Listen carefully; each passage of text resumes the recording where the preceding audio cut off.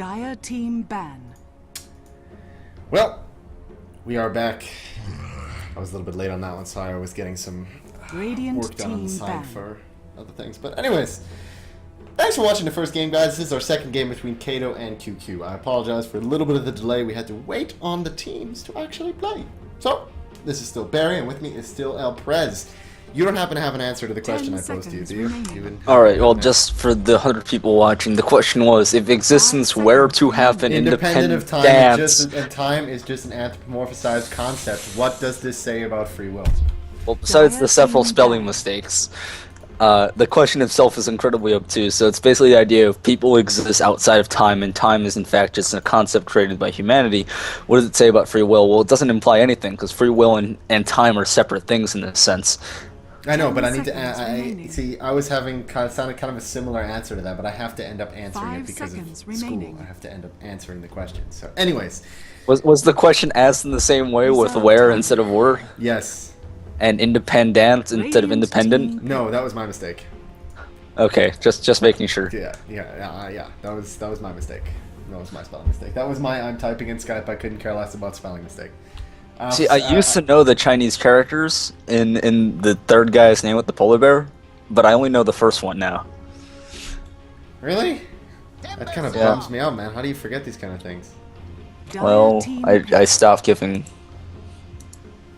too many craps. Looking for another word, deciding not to use it. I like that. I like that. Anyways, first two bans already, one pick, and waiting for our second one here. QQ picking up the clockwork as their first. Timbersaw is going to be the first for CADO as well, and Lich as their second. Radiant team pick. What do we know about Lich so far, El Prez? He does poorly. That has been our general consensus for Lich so far. I mean, he's lost 75% of the games he's been played in so far, which is every game except for 2. Okay, it means little bear, apparently. Little bear. Okay, is that a Google Translate? Yeah, that is a Google Translate. Okay, so it's probably like little cat or little something else. It's little is probably okay, but the animal might be wrong. No, little is right. See how that's the first character for sure, but the second character I'm not sure. I'm assuming little bear because he does have a polar bear cub as his portrait. Reserve time. Okay. So at least we've got some kind of a concept of what it is. Do you have any idea what the fourth one is? I will put that into Google Translate too. Okay. Okay, but Naga Siren, second pickup here from CADO. Actually something we haven't seen in a really long time. I think Naga is still totally viable, honestly. I mean, we've seen her played in solo carry role. I know Miracle played her a few times like that a while ago. And she's still a very solid support. I'm not too sure why she fell out of favor. I mean, yeah, sure, the meta changed a little bit, but if anything, the meta shifted more towards her playstyle because she is a very effective ganker. I think she's one of the most effective. When you pair her with any other hero, you smoke up, you throw the net, apply that negative armor, and then anybody else that's already in the lane just goes to town. I mean, what goes wrong with Naga Siren? So just going through, basically, you're talking about disable and arm reduction. I wonder what hero does that. Vengeful Spirit. Well, do we see more? Do we even see Vengeful Spirit? No, we still hardly ever see Vengeful Spirit. You can't explain that. You're right. I don't know. I think Vengeful Spirit in all situations is superior Naga Siren, except in the laning phase. I feel like the net's a little bit more effective because it is a longer duration ability. Well, late game as well. Naga Siren carries more of an oomph. She carries more scaling than. That's not true either, because you're talking about there is the damage aura as well as the fact that she can bail people out without preventing the enemy team from also getting away thanks to the Siren Song.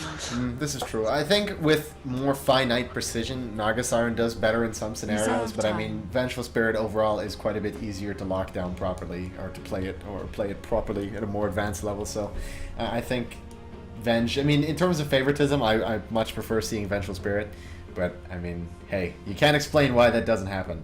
At least I can't. I can't either. Dire team ban. We got pretty typical bans though. I mean, Visage, Storm Spirit, Io. I was gonna say Io Wisp. Io Weaver. Sorry, Io Weaver. Crystal Maiden as well. Nothing too surprising there. Knocking out the regular supports. Both teams. Yeah, Crystal Maiden. Definitely an excellent support for this patch. Again, I still think Crystal Maiden's better than Lich in almost every situation. Freezing Field is significantly more reliable, in my opinion, than Chain Frost. in most situations because of the movement speed slow being applied to the whole aura, even if the damage isn't. Still got our third pick here.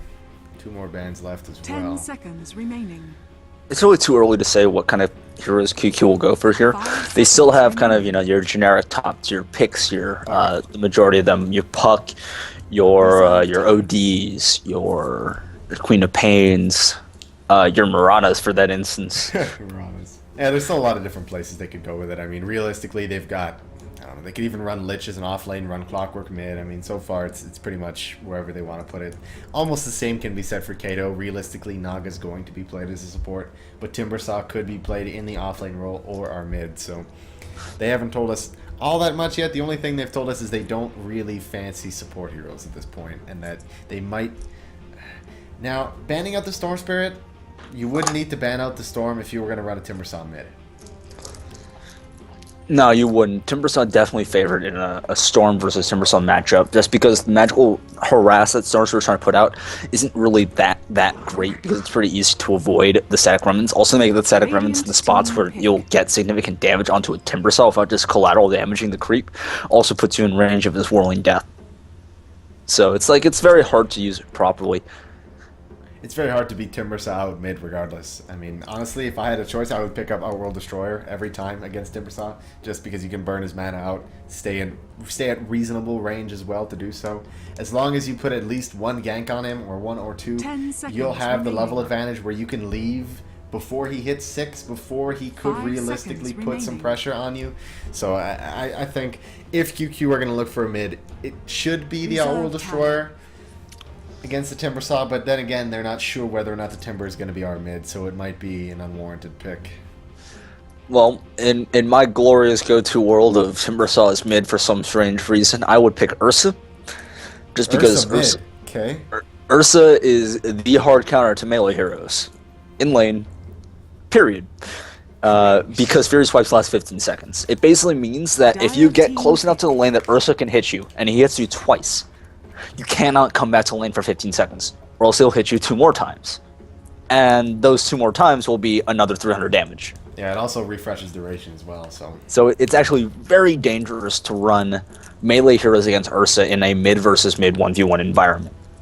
That said, there are a couple of exceptions. Pudge, for instance, does pretty okay against Ursa in a 1v1 mid situation, just because Rot does do a pretty substantial amount of damage. But then it ultimately comes down to who has more health, and Ursa is a pretty tanky hero as well. Yeah, I mean, if they're really level dependent as well on when that engagement would go down. As I mean, if we're looking at pre-6, level 4, Ursa will come out on top just because he's going to have the Fury Swipes. Or, excuse me, is it Overpower that gives him the speed, or is it... Overpower gives him the speed, Fury Swipes gives him the damage, so Earthshot... realistically, in that situation, you would go with like a 1-1-2 build. I would go 1-2-1, yeah. just because the extra swings tend to be more relevant than 5 extra damage per stack. Yeah, that would make sense. But I mean, if you're going into a fight at level 4 with Ursa, it's hard to find a melee hero that'll beat him out at level 4. And Pudge definitely wouldn't. He wouldn't be able to stand toe-to-toe with Ursa with the amount of Fury Swipe stacks that'll go down with level 2 Overpower. So the biggest concern, of course, about picking Ursa against CADO's lineup is that the Naga Siren net would ruin his day. Pretty much. So, I mean, Clinks is there as well. If Clinks wants to, if he gets enough farm, if you're playing against an Ursa, I'd pick up his Scotty. You know, especially if CADO want to go with another core. You don't really have to worry too much about Clinks doing a whole lot of damage. As long as you pick up that Orchid, either way he'll deal damage. And then you get a decent amount of farm with the roaming. Move into a Eye of Scotty. Pretty much shuts down the Ursa. I mean, I think if Ursa got really popular, we'd start seeing Naga get really popular again. The reason for Ursa's general unpopularity is just because, like, yes, he does a lot of damage and he pushes towers okay, but because Fury Swipes is an orb, it actually shuts down a lot of his options. He can't build traditional lifesteal items. He cannot build things like Desolator to boost his damage output further.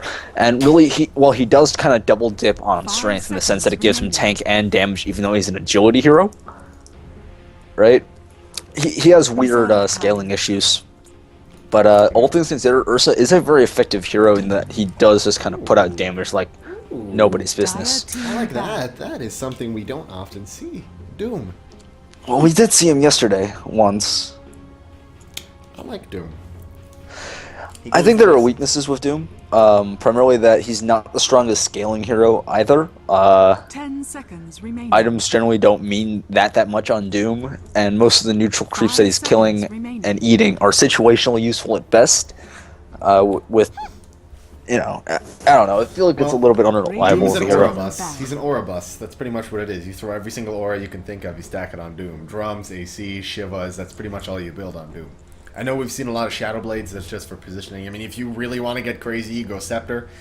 If you're trying to shut down somebody important like an anti-mage, I'm sure if somebody went AM, you pick up the Doom with the Scepter, you give AM a really bad day. But 5 seconds. Well, I would actually remaining. grab the Blink Dagger if I was up against an AM with Doom.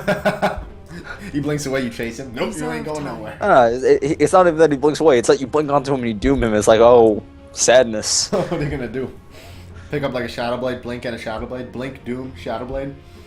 Then you can't even turn around and nuke Doom down. Even if With he's the Ags as well, so it's like you blink, you doom them, you Shadow Blade, and you just chase stand them near around, them because you have the Ags. That would never They can't end. run faster than you. You're Doom. Dire Yeah, and I team mean, I think it was one patch cycle ago when they changed Scorched Earth and increased the amount of health it regenerates. It's actually a pretty formidable amount of health regen now. So, 30 health regen per second is not that bad. It's one of the reasons why he's more viable in the jungle than he was prior. They buffed the Scorched Earth by a pretty substantial amount, but that and the Devour change, Yeah, that too. That's probably the most significant thing. He which can was eat patches ago. Yeah, you can eat a 10 heavy creep at level seconds 1. It's remaining. pretty huge for him, especially. I mean, you can do the Wildkin stack nice and 5 early. seconds remaining. Oh, QQ, are they going to random their last pick? They got 2 seconds. Nope, Dragon Knight. Okay, nice and safe. There's going to be their mid right there. But Radiant this is my team concern. pick. Timbersaw versus Dragon Knight. Strength heroes, they don't stand so well against Dragon Knight. I mean, Timbersaw. I don't like QQ's lineup, to be absolutely honest. I feel like the actual whole setup here is pretty weak. They have some pushing heroes within Dragon Knight, but then they have some ganking heroes like the Clockwork, and then they have really defensive supports like the Lich and the Rubik. So they really don't have 10 anything seconds going remaining. forward. Yeah, it's not really, it doesn't have a defining point of their 5 draft. seconds It's pretty much remaining. just let's cast a really wide blanket over the available picks and just kind of roll with it. So Reserve time. I mean, that's the problem. Is Clockwork is going to get punished for not being aggressive because he's not going to be able to find a lot of the farm and the levels because he can't stay in the off lane forever. And you can't get aggressive with Lich and Rubik very early. And the problem is that Gyrocopter is going to be busy farming. He can't get aggressive with you. And Dragon Knight is the same deal. 10 seconds He's going to be remaining. mid. He's going to lose the mid lane. And if he does, 5 he's going to be seconds behind. And remaining. he's just going to be sitting there He already might trying not lose to the farm. mid lane. Oh, it's Invoker. He will. No, he probably won't. Not against Invoker. They actually could run a solo Invoker. I've seen more solo Invokers than I've seen mid these days. Well, I think Dark Cronus usually runs mid for CADO, but I don't know. On the other hand, I think CADO is a much better well-rounded draft. They have a very aggressive draft between the Doom, the Timbersaw, and the Clinks, and then they have some more passive heroes like the Invoker, and then Nagasaran swings both ways in that sense. Well, realistically, CADO kind of said it this.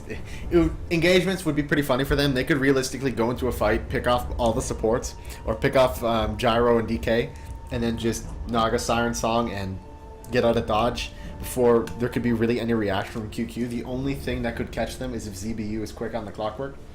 He could turn it around and land a nice hook shot, prevent the escape, but other than that, the ganking potential in CADO is pretty terrifying. Oh, excellent. This Naga god I'm using, so good. In-game guides. Alright, Barry, I'll let you have the Chinese. Oh, you are just the greatest, aren't you? Are you even gonna tell me how it's pronounced? I only know that the Rubik is being played by someone who's using the name Little Bear. I have no idea about the Lich. Well then, for the Radiant team, CADO, Froman77 Oh, playing that's on wonderful. the Naga Siren. Top lane is gonna be Dark Ronus playing on a Timbersaw. Mid, gonna be Akroma on our Invoker. Bottom lane, gonna be Clinks, Let My Crow Flow. And Doom, Wild One, is going to be in the jungle. I like this. For QQ, we're gonna see whatever playing up on the gyrocopter, Cubs, or I can't even remember the Google Translate for it anymore. Cub, Little Bear on the Rubik. We're going to see Tiberon on the Dragon Knight in the mid lane. On the bot lane, we're going to see 30 seconds to Sibayo on the Clockwork. And according to Google Translate, Lich's name is pronounced Bailey Malias. I like that. That was a formidable try. It was a form. It's what? Bailey Malias. Oh, fuck it. I can't do tones very well. Whatever. Lich is on Lich. Lich is on Lich. Lich is playing Lich. Either way, I kind of like where CADO are running with this right here. I mean, it punishes QQ's really widespread lineup in the sense that they don't excel at anything here. They don't excel at anything in particular, and they've kind of split up into these simple solo lanes or high experience lanes. Timbersaw's going to get an early 6. Flancer's going to get levels as well. Invoker always ends up with a lot of levels. And Doom in the jungle, he's going to have an easy time there as well. Again, I still think Tiberon's going to have a fine time in the mid lane. I don't think Invoker is going to be that strong in this particular matchup. He is going for the Exort, so he will have at least a little bit of damage, putting him up to 58, up from the 46 base, 39 actual base, because he started with a Null Talisman. Yeah, did he get pulled regen? No, you can actually start with Null and a Tango. That is impressive. I need to change my starting Invoker build when I play that then. But down on the bottom lane, let my crow flow. A little bit of harassment there on ZBU. Interesting dual lane now. I'm really surprised at these dual lanes that people are trying to run with Lich. And I'm always surprised that it's always an off lane people are running with Lich. And I feel like it's okay, but I feel that people are just running it because that's all they know. Like, people are not taking it out of the comfort zone, and it hasn't worked yet. Yeah, it is to be kind of concerning for a lot of teams kind of watching Lich being played so far in this tournament if they have been watching and seeing the Lich not function too well. And again, it comes down to the fact that the chain for double damage at best. Really, you're going to get maybe 1 or 2 bounces in most situations. In an ideal situation, obviously you get all 10, but in most situations you're looking at only getting like 280 damage across 2 people. And that's on a pretty long cooldown early level and a fairly short cooldown max level. The problem is like that you're popping an ultimate for that still. Right, and that's still a long period of time where you can't really fight. On the other hand, like Naga Siren, for instance, although she does less damage, because the Song and Siren can be used on the same frequency, it's very easy for CADO to disengage in a worst case scenario.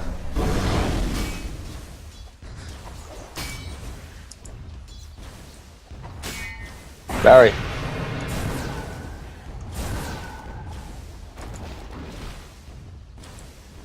Barry. I'm sorry, I had to get the kitty cat. Kitty cat was complaining. Meanwhile, top lane, actually, first blood goes... Timbersaw dies first blood to Rubik and whatever. That surprising me. Probably to Rubik and whatever. Rubik and whatever on the gyrocopter. Close enough. You're not gonna even try? Hey, I'm sorry. I was trying to retrieve the kitty cat. Okay. I don't know. I spent like half the time when I did WPCAs for I think WPC B team, just saying Xiao Hong for the specific team because that was his actual name, Little Red. Either way, mid lane, a little bit of harassment there. Dragon Knight, he does have his bottle and he has picked up the first rune of the second rune of the game, which was the regen there. So, in terms of a matchup between Invoker and Dragon Knight, I mean they're both 2 dedicated farming mids. So you pick them up because they're going to be farming mid, and the only problem is that Invoker doesn't come away with too much either way. Sunstrike. Good prediction there from Tiberon, just barely avoiding that right click there, but Dark Fronis doing a good job stacking the hard camp there. I think he wants to be pulling it. Probably what he wants to be doing here to get some heavy experience or just put some pressure there on whatever, preventing him from just farming safely or easily. Yeah, Chroma's not in a good spot here. He basically has no more mana, so he's going to be pushed into a further and further corner. Problem is, Invoker is not a very good bottle carrier, primarily because he doesn't want to be leaving lane, if at all possible, because he needs the levels so much. Yes, Harass is generally less effective against Invoker because he can heal it up, but the problem is like he doesn't really have the damage without the Wex. I mean, not the Wex, the Exort. Right? He's sitting at 60 base. And yeah, that's cool because you're basically matching up with the +6 from the Null Talisman. But you know, ultimately, Dragon Flame is going to let Dragon Knight farm. Yeah, I mean, the best thing he can do, honestly, would have been just to spam Cold Snap as harassment, to get that Force Spirit nice and early and just harass him out with the minus armor. But either way, I mean, what he's got now isn't all that bad either. But he's going to have a hard time getting back into this matchup with that low mana. I mean, Dragon Knight, once again, he's got another bottle. He's already got his double damage. And if it continues this way, it's just going to be a slippery slope for Invoker, and he's not going to be able to come back from it. And Tyburon's just going to transition out very, very easily. But bottom lane, another kill for QQ. Naga Siren goes down to Lich in the jungle there, and that's definitely not something you want to be dropping. I mean, what we haven't seen so far is a Lich lane that actually wins. And I think that might be why the Lich doesn't do so well, and this time we might actually see a Lich that wins his lane. We do see a bottle picked up on a Chroma. I'm not a fan. Again, I don't think he's very good at rune controlling because he is such a slow hero. Slowest hero in the game, actually. Is it Are you sure Crystal Maiden? Tied with Crystal Maiden. Actually, though, it's kind of sad. He compensates by having Wex. Crystal Maiden compensates by having better boots. Yeah. Tyburn get a little bit close, getting hit by that Cold Snap. Creeps for there as well. The damage, it's not enough, and he's just short a little bit of mana to drop that to drop that Sunstrike if that's what he had. If he was low enough for that kill there. So either way, top lane Dark Ronus, he's just taxiing around, looking for that experience, not doing a horrible job. In terms of last hits, bringing that up finally, 8-1. If this level 6 on Tiber on the mid lane, this tower's going to start taking a lot of damage. Well, especially that Akroma can't really come out and contest him anymore now that he has Dragon Form. Because if he gets hit by a stun in any kind of tower position, he'll die right away. Like, there really isn't any chance for him there. But Dark Ronus, interesting build he's gone with. 1-3-1. I think it might have been a little more beneficial if he would have went with something more like a 1-1-2. Might have been a little better for him. Yeah, I think the second point in reactive armor is very significant. That said, QQ's top lane is mostly going to be magical harass more than anything else. We do see a Midas being picked up on whatever very early, though. He's looking at getting it with just 2 more last hits. Yeah. But, I mean, realistically, yeah, it's a lot of magical damage, but, I mean, even then, you're still going to need some kind of semblance of regen. Like, you're not going to be able to get aggressive against this lane. The moment you step alone with Gyrocopter, you're going to go down. Instead, Dark Ronus, putting a little bit of damage there. On Little Bear, yes. Okay, Little Bear. Rocket flies as well, not doing all that much. And that's the Midas. Oh, bot lane. Show whatever. Meanwhile, in the bottom lane, there is the rotation there from Tyburn. Tyburn looking for a kill on the wild one in the jungle. He'll find that. Too hard with that haste rune. And the rest of the lane is going to be forced to back up. Although, the positive end here is that Clink's 23 CS, not too far behind. Level 6 as well. Tower is under attack. Yeah, he's not too far behind, but you have to keep in mind, Let Microflow is not competing against Clockwork for farm. He's competing against whatever. Yeah. And whatever is sitting at 38 and 16. He also got a Midas. So I mean, not only does he have more CS in an uncontested lane, he's got a Midas in an uncontested lane. Right now, until Dark Ronus is 6, there isn't anything he can do. And even when Dark Ronus hits 6, what can they do? But meanwhile, on the bottom lane, no, Naga does go down, but Invoker, good Sunstrike, picks off Clockwork on the escape. And Clink's just not able to get that Chroma in the mid lane. Speedy Lich. But meanwhile, in the mid lane, the engagement continues. Chroma getting caught out. As he moved a little bit too close to that tower there, and Tyburn takes advantage of that high level in his Q. My god, 4 levels in Breathe Fire. This is the pretty standard Dragon Knight mid lane build. Also known as Pinoy Dragon Knight. Well, when you've got the bottle crowing that you can do, you can just spam out your Q as a form of harassment, especially that, you know, Dragon form is a very formidable form of harassment to begin with, just because of the DOT is pretty significant. The early game, or as soon as he hits the 6, it's pretty significant. Yeah, the damage is about 20 damage a tick. It does work on towers, which is the real big thing, but the problem is that it is a non-lethal dot. Are you sure? Yes. I'm 100% sure. I played a lot of Pinoy DK. Either way. I played Pinoy DK before that was a kill on that micro flow. If he gets caught out here, that's going to be really devastating for them, losing their highest farmer in the game right now. Yeah, there he goes. There he goes. 28-1 with a death to his name, and meanwhile, Gyrocopter sitting in this top lane. 1,000 gold in his pocket. Not a care in the world. So if Tyron is going for classic Pinoy DK, he is going to be looking to pick up a Midas shortly, followed up by a Shadow Blade. And Pinoy DK is characterized by constant split pushing.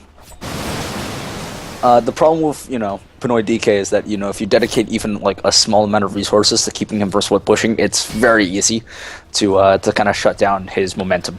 Yeah, I mean, he doesn't bring anything other than right clicks to a push lane, and he's not the hardest to gank, right? It's not like he's going to be escaping anytime soon, just dust and he's dead. It's not something like the Tinker or the Nature's Prophet that you really have to worry about his second ability, other than, you know, TP.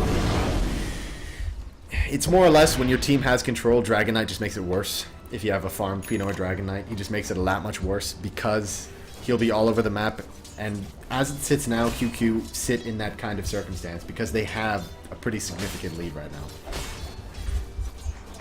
Yeah, they're very comfortable where they're at, especially the gyrocopter.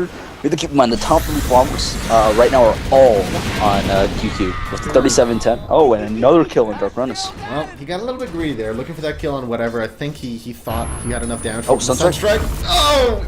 Ah! That close! The feels! That hurts to watch as an Invoker player. Oh, God. Either way, I mean, that's a pretty significant kill as well. Losing somebody who is sort of on parity for levels with his opponents at this point, it hurts them quite a bit. But Akroma, I mean, yeah, he's gone down once, but it's pretty important that he gets the levels, and he's gotten them at this point. I mean, Dragon Knight isn't all that far ahead. He's only about 3/4 of a level ahead of him, so not too significant.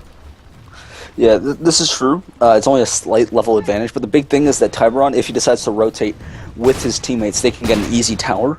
And if they get the tower, that's basically just going to start snowballing for QQ. They do have a very snowballing lineup. Yeah. Well, once you start submitting map to control to QQ, then you're going to have a gyrocopter who you're not going to be able to touch him. He's just going to sit there and farm out of your reach, especially the micro flow. He's going to lose space to farm. Then you're going to have to decide, okay, where are we going to be sectioning the farm that we have, because we already have, there's not a lot of farm to go around as is, and once you're losing your space, you know, you're supposed to be relying on Let My Crow Flow's rotation, and if he can't rotate because he doesn't have any farm, you're not going to go anywhere. Yeah, it's definitely going to be very concerning. Yeah, it's just not going well for CADO. They don't really have any particular lane that's doing well. The bot lane has been feeding Fromad to Clockwork pretty substantially, giving him a level 8 to Let Microflow's level 7. He does have a CS advantage as well, which is pretty intimidating, honestly. 43 and 11. That's what it is. We saw that happen yesterday when you give Clockwork a significant CS boost. It gets pretty scary, aside from the fact that the rest of your cores also have significant CS. Yeah, but in the top lane as well, we're just seeing Dark Cronus going very poorly against whatever. He's all the gold that he really needs. So. What has he got for farm already? He's already got phase finished, and he's going to move to the Helm of the Dominator build, which honestly is full farm. Full farm Sama on Gyrocopter, honestly, and I can't really blame them for it. The pings go out from light blue. Yeah, that's Rubik. That's Rubik spotting out Invoker. Chroma's rotation there. Right away, whatever moves back to the safety of his tier 1 there. And that's pretty significant for the Invoker. I mean, wasting time is never something you want to be doing, especially when Dragon Knight already holds a lead over your head, and he's already finished his first item. He's already got his Claymore, 500 gold in his pocket. He's going to be close to finishing his, his Shadow Blade very shortly here. Yeah, he's currently sitting only about 1,000 gold away, and again, if you start leaving lane against a DK, you're going to lose your tower. Yep, that's it. I mean, he forces you to stick around, and the minute he takes your 1 tower, he's moving to another lane, using the advantage he's already procured, and he's going to knock down another tower. Yeah, the non-lethal poison is actually very significant, though, because it means that you cannot just use the poison to last hit a tower. It will not kill the tower, the poison, on DK. So it's like, if you just last hit and you don't get the full kill, you're basically giving a free deny to CADO. But the big thing is that it is 20 damage always. It's not reduced in any way, shape, or form. Oh, Froman. He's got his haste rune there. Good steal. Finally stealing a rune there from Tiber. And the entire game, he's gotten pretty much every single rune here. But movement is spotted out there. We're looking for that kill there. He was looking for Dark Ronas to come towards the mid lane and jump on Tiber. But Invoker just doesn't have enough right now to jump on him there. It would be a very easy turn kill for Tiburon, and he wouldn't lose too much for it.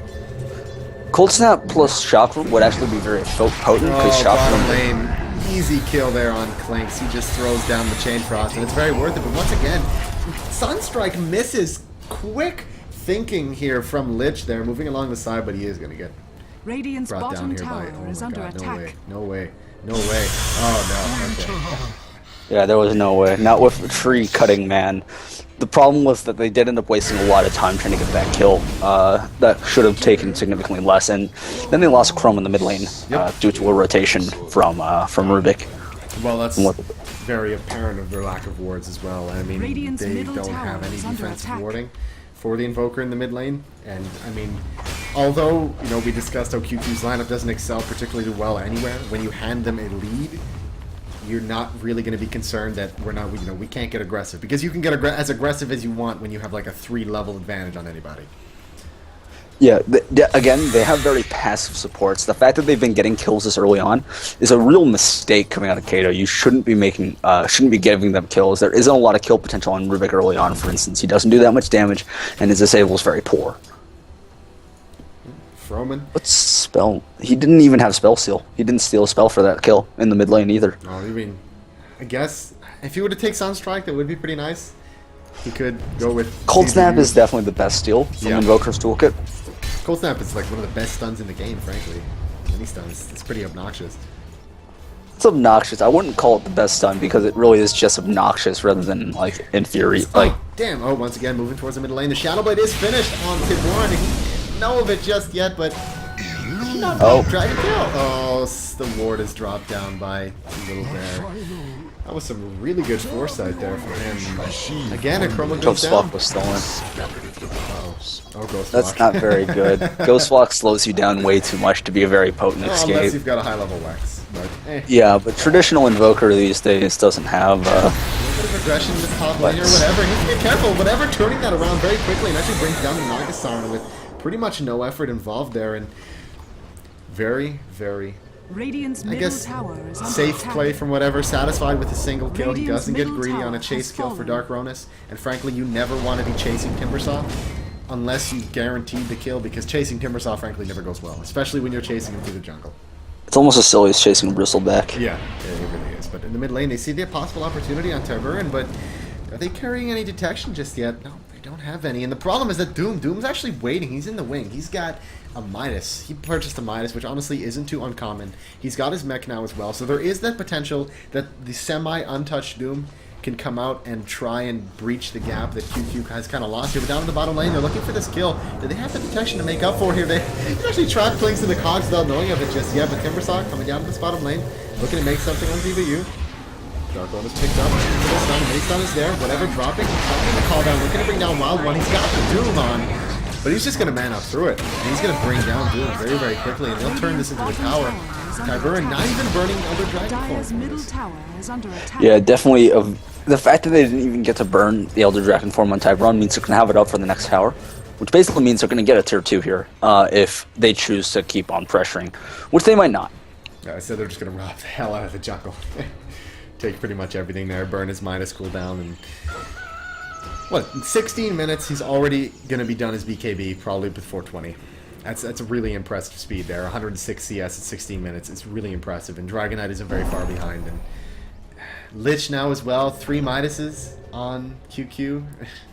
3. 3. I only counted 2. 2, 3. Gyro, Clock, and Lich. Ah, Clock has Midas. Yep. Well, I guess they're using the puppy strat. When you're ahead, why not buy Midases to get further ahead? Because it puts you behind. Let's not talk about that. Well, they are 10,000 gold ahead. So yeah, if they had 5 Midases, that 10,000 gold would be in Midases. Well, I mean, they have 3, so technically... So they basically use their 10,000 gold advantage they're to using get their 150 10,000 gold tax. advantage to get another 10,000 gold advantage in 10 minutes. 16. Hey, you and your math, okay? Shut your math down. Math is a thing. That said, Midases do have the advantage of giving you the big level advantage, which is a little bit more important. There's 4 Midases. Dire's Is that bottom 4 big? tower is Oh, under God. attack.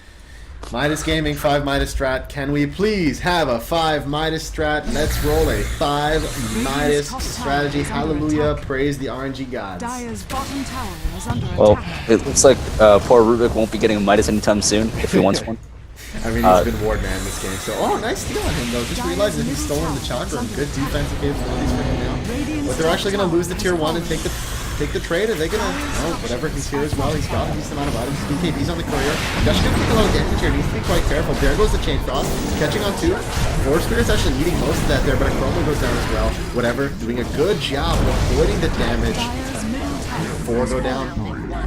More or less there we saw the ideal Chain Frost, mostly because no one could escape because they're all trapped in the cogs. Yeah, So- I mean, where were they Dire's gonna go? bottom tower is under attack. So it's You don't rare increase that their happens, but when it happens, Dire's you bottom can feel tower the has pain. fallen. The pain. Pretty much lots of pain, and you're gonna die. It's pretty much the gist of it. But again, they traded one tower for one, and then they got another tower, but then they traded 3 kills for that because they only got 1 kill in exchange. So 4 for 1, 2 towers to 1 tower, edge to QQ. They got more gold out of the whole engagement. Yeah. But they did lose the tier 1 for it, though. Dragonite took the tier They 1. lost 2 tier 1s Did for they it. lose the 2 tier 1s QQ. for it? QQ lost the bottom one and the mid one Ah, okay, so... in exchange for the top one. Yeah. And Rubik needs his Midas. Where's Little Bear's Midas? That's what concerns me the most here. I mean, they could definitely lose this game without this Midas here. yeah, got to turn that 10,000 gold advantage into 10,000 gold of dead weight. Hey, man. You don't be talking about my dead weight like that. If you keep in mind, I love building Midas, right? I think Midas is a fun item to have, and if you can get it in a reasonable time. I feel like you've reached past the point of reasonable time with the kind of advantage that QQ have, right? They can be looking to end this game in the next 6-7 minutes rather than trying to prolong it another 16. Well, I mean, if they would have spent the Midas Gold or Dragonite... I mean, Dragonite got it quite early, but I mean, if Lich would have spent his Midas Gold, he would have had... A I mech. think, yeah, I would have had a mech. And Clockwork would have had Pipe. probably a pipe by now, so... Or an Ags. Yeah, or an Ags. So realistically, with those items in tow, they probably would have been able to just knock their way through Kato's base and really not give it pretty much anything about it. So, but Kato realizing that probably their biggest bet is to run his 5. But Tiburon, he's got his haste rune. He's coming in. He's gonna get spotted out by that sentry sentries. ward though. So. Yeah, they know he's coming, but can they do anything about it just yet is the question. See, now he knows there's a sentry there Yep. because the creeps are attacking him. Yeah, Chroma, he does have Deafening Blast on standby if he wants to push him back. But they don't have a tier 1 to hide behind there, so they're going to have to be very careful about this. Meanwhile, down in the bottom lane, however, this is let my Crow flow the opportunity to farm, though. But unfortunately, this deficit has actually forced him into building a BKB first item here, which goes against why you pick the Clinks in the first place. Yeah, you definitely want to be building more bursts rather than survivability with tank. With Clinks, the only survivability you should be coming from the bonus health that you're getting from eating large creeps in the jungle. But song initiation. Popping that song, but right away, unfortunately, most of QQ's actually spread out. Not sure what they hope to accomplish with this. Dude's gonna go on there on Gyro, but Gyro popping the BKB very, very quick. He knew it was coming, and the song's actually stolen. And they're just gonna turn it around very, very quick. Chain Frost as well. Rubik does go down, but he's in support. Who cares? And Tiber turning on their Chroma, trying to bring him down. Jump on as well, taking quite a bit of damage. He's gonna back out. He's gonna go down, and it's gonna be a 3-for-1 trade. Again, that's perfectly fair. They didn't even lose whatever, and whatever was in the middle of that fight. And there could be a Sunstrike retaliation in a little bit, but I don't think they're gonna be able to really make anything of it. So it was really good fight for QQ, and they'll actually probably be able to get a tier 2 off the back of this. Yeah. Dragonite, what has he got? Elder Dragon for another 5 or 6 seconds here, so yeah, he'll be able to put enough damage to take it down. So. Invoker's sitting here with an Invis though, whether or not he can actually make anything of it, he would really need the Clinks to be here.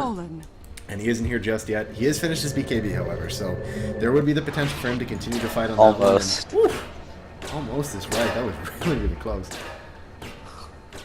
Yeah, had they been there a little bit earlier, the battery assault would have actually interrupted it, and that would have been a very, very dead Invoker. Pretty much. But whatever. He's going to move down to the Dire Ancients, which was stacked by him previously by that Satyr he had left there as well. 3,400 gold in his pocket. He can look to be finishing, what, a Butterfly, you think, or more towards an MKB? I would rather see an MKB. Yeah. I feel like he doesn't really need the survivability bonuses from the Butterfly, and you get more damage out of an MKB, which is really important, right? Instead of 60 damage and 60 attack speed because of 30 agility, you're getting 88 damage and 15 attack speed, plus an additional chance to do more damage. Yeah, exactly. And I mean, he really has no reason to go with survivability, as you mentioned, at this point. There hasn't been a concern. I mean, he just had the entire team jump on him and he survived. But speaking of the entire team, most of CADO is sitting right below Gyro. I mean, he's got his BKB off of cooldown if he wants to look to do something with it, but He is pushing his luck. Instead, yeah, he's just going to look for a kill here on Ruber, but instead he's going to come in and actually try and save him. BKB pop by that micro flow. He's going to turn on whatever. Pop a few flaming arrows, and he's actually running out of mana here, which is one of the issues you always see. And instead, ZBU jumps in, looking to hold that micro flow from the escape. Justice pops as well. He's going to go down. He's got nowhere to go. Doom is here as well, but Dark Cronus is here as well. The Doom went off. He's not going to be able to help the BKB, unfortunately. They're looking to bring him down. Wild One looking for the chase. He's just going to turn and burn. He'll bring him down, and he will not be denied. Ah, the deny was missed. What a shame. Well, either way, this forces CADO pretty much into the retreat. ZBU, he's looking for that chase on Invoker. He's got his Force Staff in 2 seconds. He's probably going to force COD. No, he's actually going to force Tyburn for the stun. A little bit more reliable. And that's going to be another 3 dead. Dire's top tower. Yeah, definitely a good fight again for QQ, trading 2 for 3. And they'll actually probably be able to get a tower again off the back of this because Invoker is down for a while. But again, they also have the choice of just backing off and farming. We do see a Perseverance being picked up on DK. Now, for DK, that usually rings one of 2 items. Battle Fury, generally not it, and there's the other one I was going to say. It's going to say it's Linken's or Refresher. And Linken's is probably the best bet in almost every situation. Refresher's really only necessary if you really need to get maximum usage out of Elder Dragon form. But it actually has very high uptime, 50%. The only problem being the long duration and the long cooldown, so it's not always up when you need it. Well, it's pretty much a BKB replacement for him. He doesn't feel the need he needs it at this point. I mean, he's going to take the It does stop the mana net. regen. That's the real important thing. Yeah. It stops net and Doom. And I guess Cold Snap, but Cold Snap is not going to be his biggest concern at this point.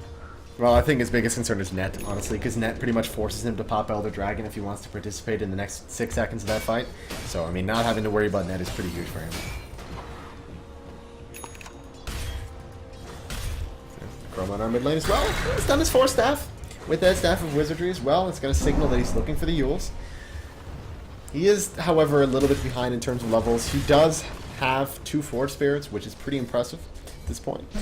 Once he gets himself that Cold Snap, once he switches back to it or in that fight, he'll actually do quite a bit of damage to Dragon Knight as well as whatever. But pretty much, I guess, even if you pop a BKB, if he gets a few hits off before the BKB does, the minus armor sticks around, so it's a decent amount of damage. Yeah, the problem with it is that the damage does go up, so it's not burst damage, it's very consistent damage, so it's easy to prepare for it just by waiting for the mech and then just popping a Dragon Tail into Invoker or something. It's not the most reliable damage. It is really infuriating that Cold Snap will basically prop forever and ever and ever, but Linken's being picked up on the Clockwork as well. Good. Wow, it's actually pretty quick there. 25 So- minutes. Another Linken's comes out. That does enable Clockwork to use Linken's on Dragon Knight if his were to break to prevent the Doom follow-up or something. My concern would be on Gyro, because that's constantly been the Wild One's target. 3 fights in a row, that's been the first person that he drops the silence on, so or the Doom on, so odds are he's going to throw it on the Gyro before the fight starts and pretty much save his BKB charge for the very last minute that he needs to do it here. And it would appear that he is building a Monkey King buff. He's already got This his first Lich down is one. fearless. He currently had 2 Lincoln Sphere on him at the same time. Hey man, Fearless. Is that stack? No. Oh, yeah. Okay then. Never mind. The durations are separate, but like I think they both block the same spell. I've never seen it before, so it's impossible for me to call, but I'm pretty sure they don't stack like that.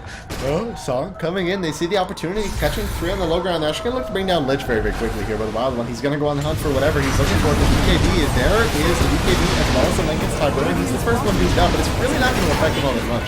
He is just really tanky. Roman out here to escape. Doom is down. Ice Wall looking to provide them with some kind of an escape. Possibly for a turn and burn on ZBU, but instead it's actually going to be Let Knight Throw. He's going to go down to Dragon Knight. Once again, that's a full 5-man wipe pretty much. Dark Cronus, the last one surviving. He's got no mana either. So he's not going to escape, and he's going to go down. What, you think you can do this better than I can? Your cat is hangry.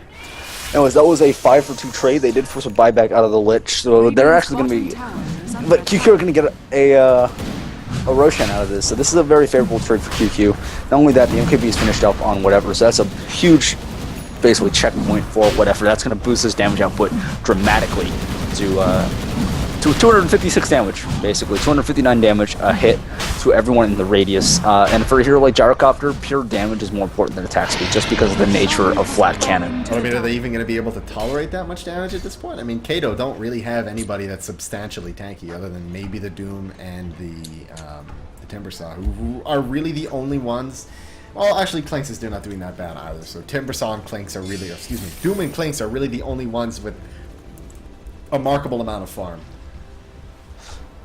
Yeah, the problem is that their remarkable amount of farm is less than 4 or even half of what you're basically seeing. Less than 4k, less than 5k, less than 6k. They're not farming well at all, especially when you consider the Lich is only 700 gold behind your Clinks, and Clinks is your second highest farmer. Midas, man. Midas Gaming. It's gone long enough that the Midases are starting to pay off on certain individuals here. 1,700 gold on our Lich now as well, so he could build a Scepter, I guess, but I mean, really worth it building a Scepter. You could even just go Scythe, and he's probably going to end up going Scythe instead, so.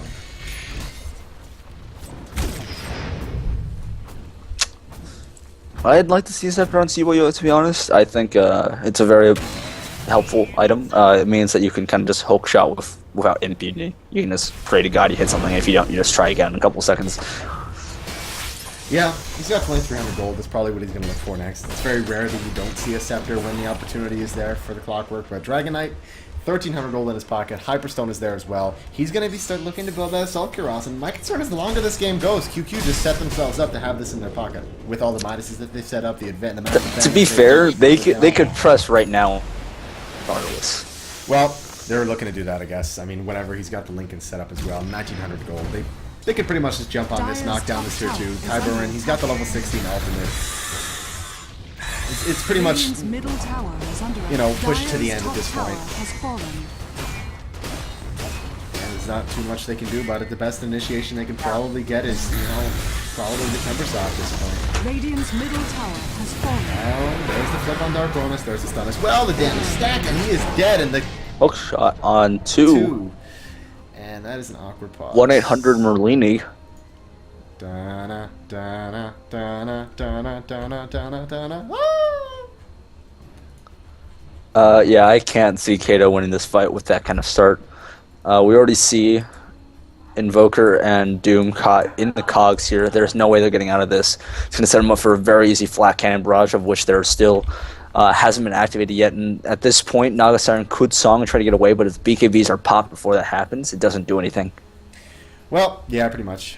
It's just really not going to happen. I mean, if he opens the cogs up, even if they pop song, the best they can do is try and right-click their way out of it. But the rest of the team is pretty much just sitting here waiting to jump on the opportunity. So there's the 2-man cogs. He pops song. Broken, able to force staff out, but he's going to get mini stun. He's not going to be able to escape. Pipe is popped, however. So the Chain Frost is not going to be too devastating, but whatever. He's going to jump on the high ground, and he's going to go to town. Punches are flying. Let My Crow flows. Trying his best, but really not too much can be done, unfortunately, here. They're going to lose this set of rocks. Well, that was a little bit annoying, that that Sunstrike. It ultimately doesn't change much, and he's actually going to die right after buying back.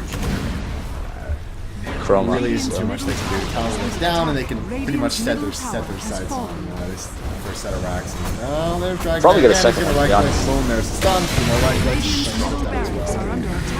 I think that's game, unfortunately. And there it is, yeah. There's a point where you have to realize that, you know, they're ahead of us, and they've got 4 Midases. I don't think you come back from that at this point. Well, the team that beat 1437 and Co. and IX Mike clearly proving that they are deserving of that achievement.